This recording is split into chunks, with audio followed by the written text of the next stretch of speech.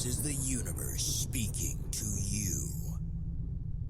You are now tuned into the Modern Spiritual Life Coaching Podcast by the certified master life coach and spiritual guide, Coach Chip. Welcome, souls. We now begin this episode of a transformational journey. Unedited, unscripted, and creating something from nothingness. Now, let there be light on Modern Spiritual Life Coaching. It's a Friday on the Morning Gratitude, modernspiritualpodcast.com.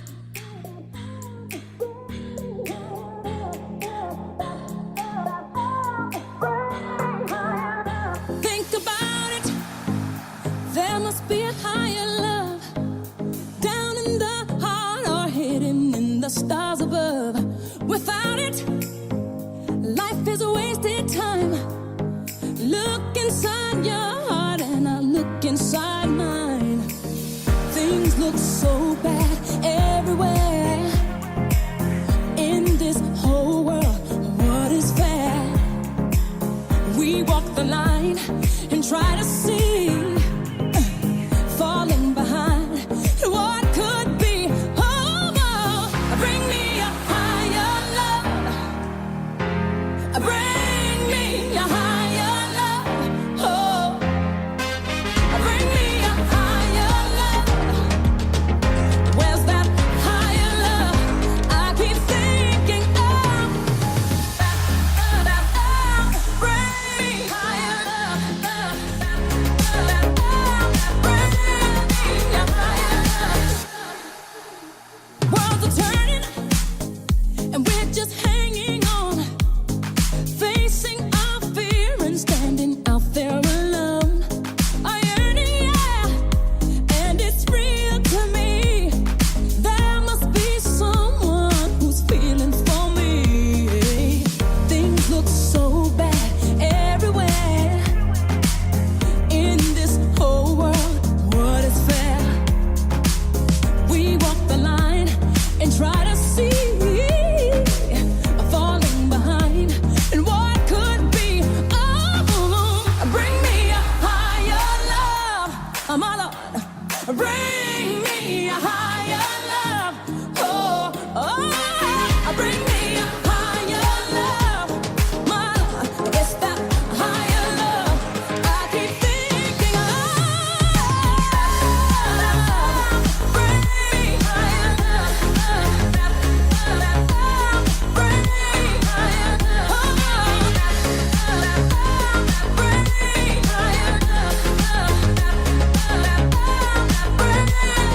a higher love. Oh, bring me love. We need a higher love. Bring me, yeah, a higher love. I keep thinking of. Bring me a higher love. Bring me a higher love. Oh. Good morning. It's the Morning Gratitude Show with me, Alchemy Coach Chip, on episode number 72. We are on a Friday. And the reason why I call this because I've been having a hectic morning this morning with the internet connection not wanting to connect. Plus, when I turned on the Skype, I had an issue going on with that. But we're going to move on here. We only end this live broadcast for 30 minutes or a little more than 30 minutes. And if you got a chat and you want a question or you want to say good morning, all you got to do is hit the chat button and add your chat. And we'll go from there as well. I got Skype running, so if you want to make a phone call, we do have a new Google phone number. So if you want to call in, be great. I didn't get to check the Morning Gratitude call-ins this morning because, like I said, I've been having a fried Friday, and all of this week actually has been fried. I've been talking to the medical board of directors over here at Casa Grande, trying to get my wife's clearance done properly, but they're not doing it correctly. They're just all over the board. She got a new doctor. That doctor is incompetent. And it's just gone off the wall. Plus, we got the Green Reaper. He's in Florida. He's working on a surge of collective souls, Alabama, and other places around the surge, including Arizona. So he won't be joining us this morning. But tomorrow, when I come on at noontime, Arizona Mountain Time, which is probably about, 3 o'clock New York time or Eastern time, I will do the Power Half Hour, and we'll bring him in. Because there's a lot that's going on right now here in this state of Arizona with coronavirus. And a lot of people are trying to, I guess they're shocked. So with that.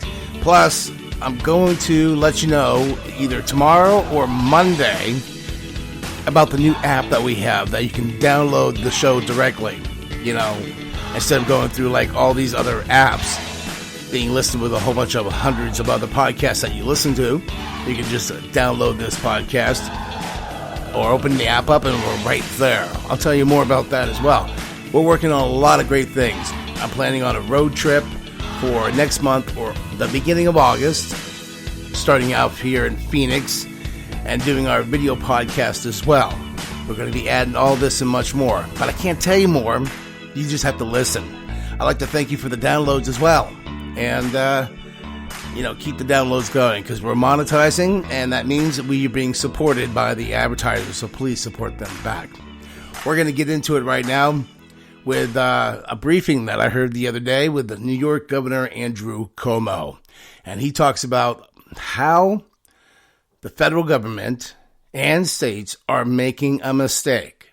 Okay? And this guy, Governor Andrew Cuomo, is probably one of the highest awareness and smartest governors there is in this day.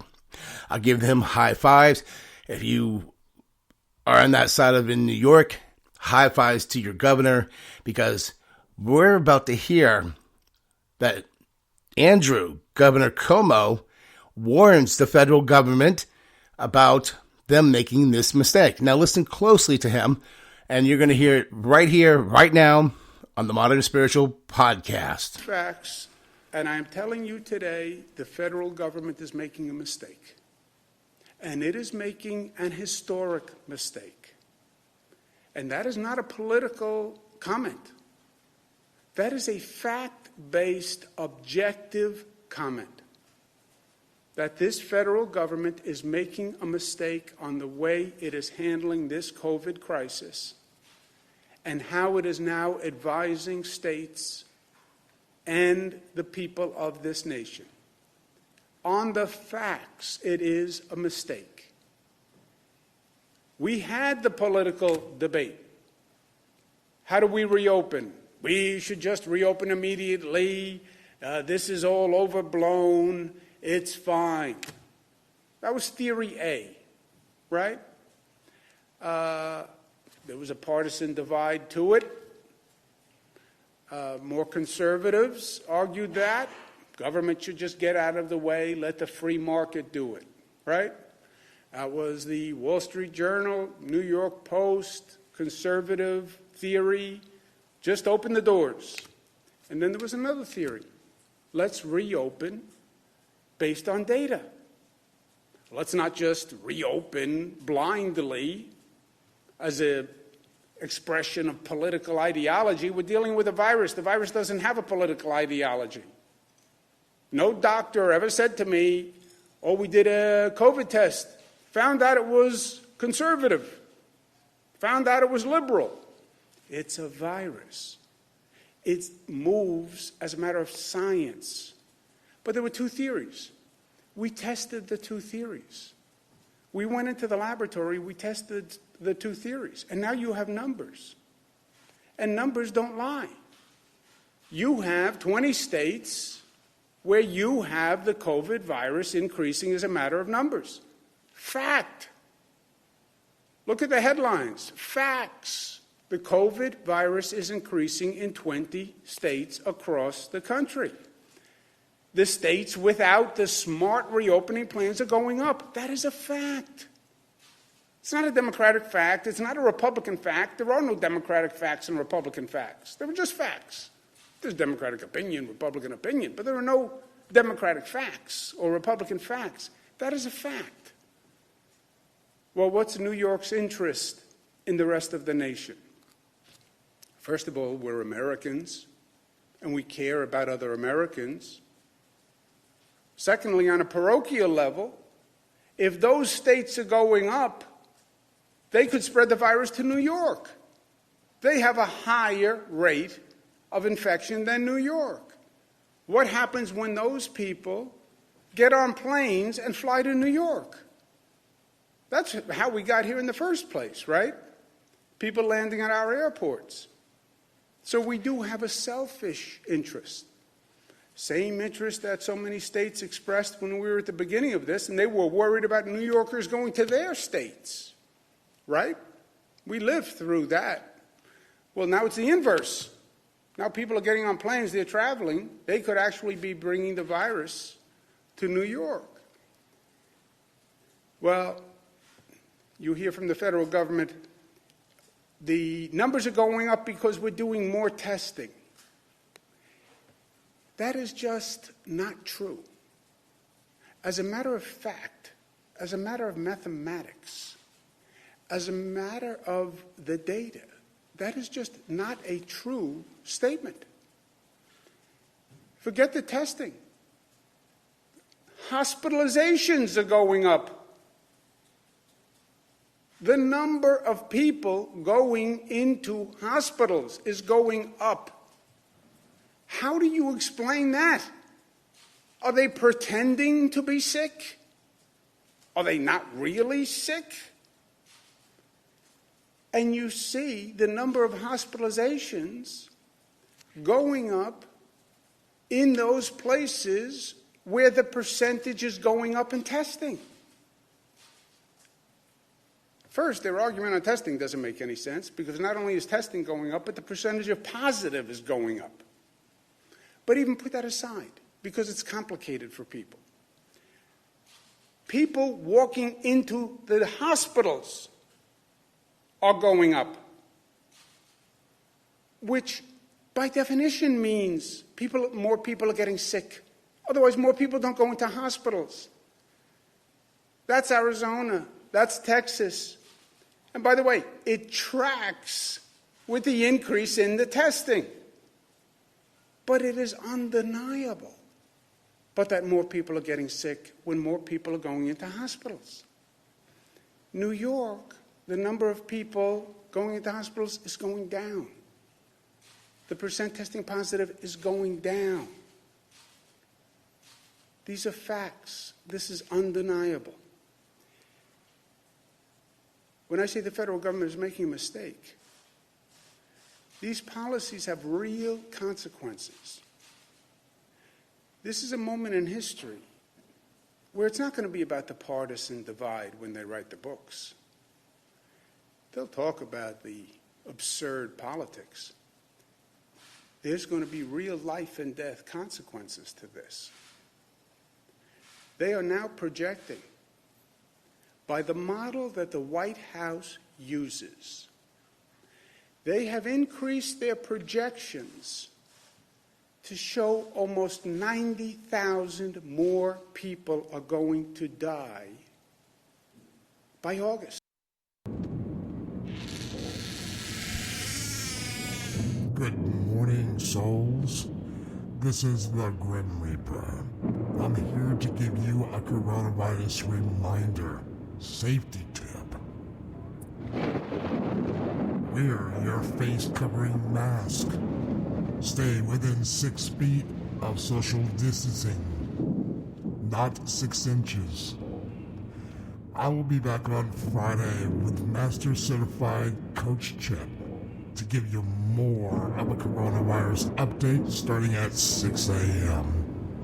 Only here, and effectively, on the Modern Spiritual Podcast.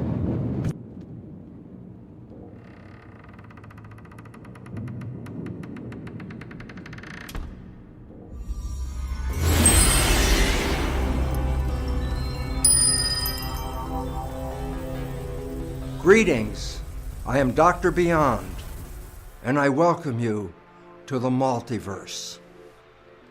From modern literature, we've been programmed with the belief that space is the final frontier. As you fly through this complex world of fractals, notice the most important thing.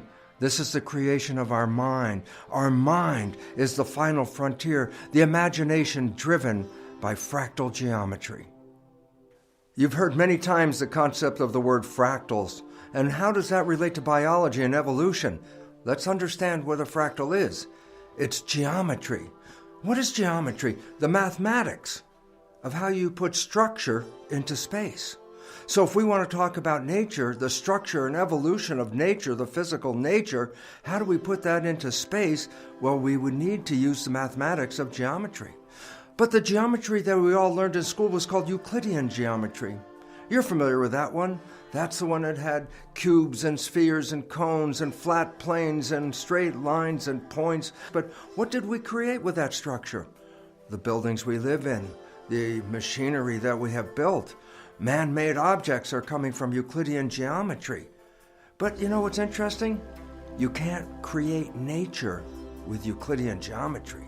It was in the mid-1970s that mathematician Benoit Mandelbrot, working at IBM Laboratories, brought forward from the past an understanding of mathematics that he gave the name fractal geometry. The idea of fractal geometry wasn't created by Mandelbrot. In fact, the idea of fractal geometry was from the late 1700s. Why did it take so long for fractal geometry to come into our world? Well, the answer is profoundly simple. When you create geometric objects, we put it on paper, such as graph paper, and you use points. And the idea is every time you solve an equation, you put a point on that graph paper. The issue is this. To actually see what a fractal looks like from that geometry, it takes thousands to millions of points just to see what the image looks like. Consider that possibility. If you're the mathematician and you wanted to see what a fractal looked like, it would take you years working every day, all day long, creating points until you could step back and see what a fractal looked like. Well, no one saw a fractal. It was in their mathematical imagination. But in the mid-70s, that's when Mandelbrot, working at IBM, had access to the latest, most powerful computers. And what did he do? He put the information of fractals from ancient mathematics into that computer. And when he resolved the images that came from fractals, it blew his mind. Because for the first time, there were mathematical equations that actually created what looks like nature. It created organisms and trees and shells and plants. And it was all from mathematical equations. And so all of a sudden there was an understanding that nature was built out of fractal geometry. But what is fractal geometry? Well, I can tell you very simply this. The geometry that you learned from the Euclidean mathematics was all based on what are called units of dimension. So the idea is an object can have 3 dimensions, such as a cube or a sphere. It can have 2 dimensions, such as a flat plane. It could have 1 dimension as a single line. And in fact, there's even something called 0 dimension, which is just a point. And I say, well, interesting, using this mathematics, we work with whole units of dimensions. 3, 2, 1, even 0 dimensions. But what's interesting about fractals is it requires a whole different geometry. And to give you an example of what I mean by that new geometry, let me show you this. I start with a piece of paper, which let's just say represents a 2-dimensional object. And I crinkle that piece of paper up, and now you look at it and it says, oh, it's a 3-dimensional object. I go, well, interesting, that's an illusion, because it's not really a 3-dimensional object, and it's no longer just a 2-dimensional object. It's somewhere between 2 and 3. It's a 2.5-dimensional object. Again, look at this. Here's a flat plane, which represents a 2-dimensional object. But as you can see, as I pull off the string, it's all actually just 1-dimensional objects looking like 2-dimensional plane. Point again. No longer is it a 1-dimensional string, nor is it a 2-dimensional surface area. It's a 1.5 dimensions. And all of a sudden I say, wait a minute, these are fractions of dimensions, not whole units like 1, 2, and 3 dimensions. It's like 1.5, 2.5, 3.5 dimensions. I say, oh, you need a new geometry. You need a geometry that deals with fractional geometry. Fractional geometry? That's the base word for the concept called fractal geometry. But what's unique about fractal geometry is this. It's all based on just one simple equation that is repeated over and over and over again. It's called an iterated equation. So basically what you do is you have an equation, solve that equation, and take the answer from that equation, feed it back into the equation, and solve it again. Get another answer, feed it back into the equation, and solve it again. And so basically you can do this infinite number of times. I'll give you a simple understanding that you probably played with in your mind years ago, and that is this. Take a line, cut it in half. That's the equation. But then you take the result from that cutting in half, put it back into the equation. So now I have a different line, and I cut that in half. And then I get the result, I get a smaller line. So let's say I start with a 1 foot line, and I cut it in half, now I have a 6-inch line. Now I say put that 6-inch back into the equation, cut it in half, what do I end up with? A 3-inch line. And then I say, yeah, take that 3-inch, put it back in the equation, cut it again, now you end up with a line 1.5 inches. I say, how many times can you do this? Infinitely. So the beautiful part about a fractal is just basically mathematics, including multiplication and addition as the primary element of the equation. And when you repeat this equation, you actually start to get images you can put on a piece of graph paper and chart what this ultimate geometry will look like. So the concept of an iterated equation, a repeat equation, is the foundation for this. And so what we're going to show you now is what does a fractal look like as you move through this fractal. And you can see how great the complexity, but you can also start to see the organic character of this fractal. Well, look, here's a picture of a mountain with clouds. You know what? It's not a real picture. It's a mathematical equation. You can reproduce nature, a mountain with clouds on it. And here's another fractal. And this one looks like a fern plant. It's exactly like a fern plant, except what? It's a mathematical equation. And here's a real live fractal you may have seen in your grocery store. It's called Romanesco broccoli. Now, when you look at this image, what do you see? All these little pyramid-shaped lumps. But guess what? On every pyramid-shaped lump, there's a smaller lump. And if you can magnify it, the smaller lump has the same structure as the larger lump. The example provided by Romanesco broccoli is the principle of fractal geometry. The images in fractal geometry are based on using the same equation and repeating it over and over and over again. The consequence of that repetition is that the structure of the fractal repeats itself at different levels of organization, from a microscopic level to the macroscopic level. Once a pattern is established in a fractal, it's repeated in a self-similar fashion at every level of organization. There's an ancient saying, as above, so below. This is exactly the principle built in to fractal geometry. It's a principle that says if you look at any structure in a fractal field and understand its organization, you will find that that organization will repeat itself either at lower levels of organization or at higher levels of organization. In biology, this is so clear from this simple fact.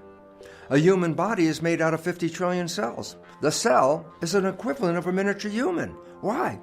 Every function that you have in your human body is already present at a more simple level in a single cell. A cell has a respiratory, digestive, excretory system, musculoskeletal system, endocrine system, reproductive system. A cell even has an immune system. I say, why is it relevant? Because a human is a geometric fractal associated with a cell. We're made out of cells, and yet our structure has all the functions of cells. And the significance of that is, if you want to understand how a human works, do you have to understand the human physiology? And I go, no, this is why we study cell biology, because in a simpler form, you can get the foundation of what really creates the complexity of a human, and recognize that in that complexity of the human is the same structural foundation is found at the smaller level of the fractal. Significance of understanding fractals now in regard to understanding evolution is that A, nature is fractal in its structure. B, that nature evolved from a very primitive state to a much more complex state. C, because of self-similarity, if we look at the level of the fractal below a human or above a human, we can understand who we are, how we got here and where we're going. Why? Because fractals reveal pattern. Pattern is how you can see the world and where it's come from and where it's going if you have a pattern. And now we have an understanding that human evolution is a fractal pattern of animal evolution. And the significance of all that comes down to, well, if we understand the nature of animal evolution, then we're also given insight to the future of human evolution. And here's another interesting fact. It's an established fact of mathematics. If you want to model two-dimensional surface area into a three-dimensional space, you require fractal geometry. And so it's not strange that nature is itself fractal, because it's revealing the expansion of intelligence. And intelligence's fundamental level is a two-dimensional surface area called the cell membrane. And when we model the story of the membrane, we see that evolution wasn't one continuous, slow, imperceptible gradient from a simple organism to a complex organism. What we saw was very much important new insight. It's that evolution has start and stop points that repeat. Start, create something, stop, create something in a different fashion, stop, start again, and repeat. And I say, why is that relevant? Because then when we understand where we are, human civilization at this moment is in an evolutionary upheaval, because we're creating a new start point of this evolutionary paradigm. The first phase of human evolution was to make the smartest human possible. How much brain could we put in a skull? And with all the folding, the sulci and the gyri, we can pack in a lot of surface area, which is the equivalent of membrane. And I say, then the evolution of humans stopped. Why? You couldn't put any more brain into the skull. And I say, well, that was the first phase, make the smartest human. What's the second phase? And I say, this is why it's so important, because we are in the second phase. And what is that second phase? The assembly of smart humans into a community to share awareness, a community that will collectively create a new organism. Yes, the human has finished its evolution like the cell. And when the cell finished its evolution, it joined into a community, 50 trillion of which make up a human body. And now what? Well, the human as a cell is complete. And what's the next level of our evolution? We're seeing it right now. The coming together of all humans into one superorganism called humanity. To do what? Share the collective awareness to make something new and bigger. And that's where we are today. So when you see the world look like it's falling apart, guess what? It is falling apart. But it's not bad news. Fractal geometry is creating a whole new structure of human evolution. This structure is the coming together of all of us into one functional organism called humanity. Each human is a cell in the body of the evolving new humanity.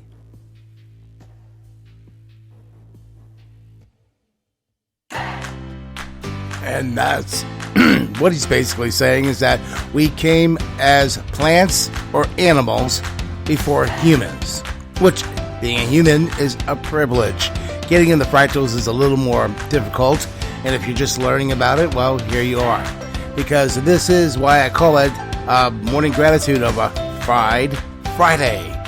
Right now, this is in the end of our episode. We're going to get into our sound healing meditation with another one from Jonathan Goldman, and this one's going to be called Call of the Compassion. But right before I go, I want to let you know, remember to subscribe to this RSS feed, or you can download it, as well as follow us on Twitter, like us on Facebook, and subscribe to us on YouTube. I'm Alchemy Coach Chip. This is episode number 72, and I appreciate you tuning in and listening in on an early morning of this Arizona time of 6 a.m. or wherever you are in the world. Be safe. I'll be back with another episode tomorrow on Saturday with a Power Half Hour. So in the meantime, let's bid you a good day and a good night wherever you are in the world. Be safe and make sure that you practice the COVID-19 safe practicing steps as well. right here on the Modern Spiritual Life Coaching Podcast. By the way, one more thing. If you want to put the morning gratitude in, because I didn't get to it today, go over to the modernspiritualpodcast.com or www.chipspodcast.com and go to the right-hand sidebar and send a voicemail. All you got to do is click on the button, open it up, hit your microphone button, and leave a gratitude for anybody in your family, friends, or whoever you may for around the world, absolutely free. And then you can give them the URL for this podcast and where to go, and they can hear it live on Monday. So, in the morning gratitude here. Again, I'll bid you a good day, a good night. Have a great weekend. I'll talk to you later on the Modern Spiritual Podcast.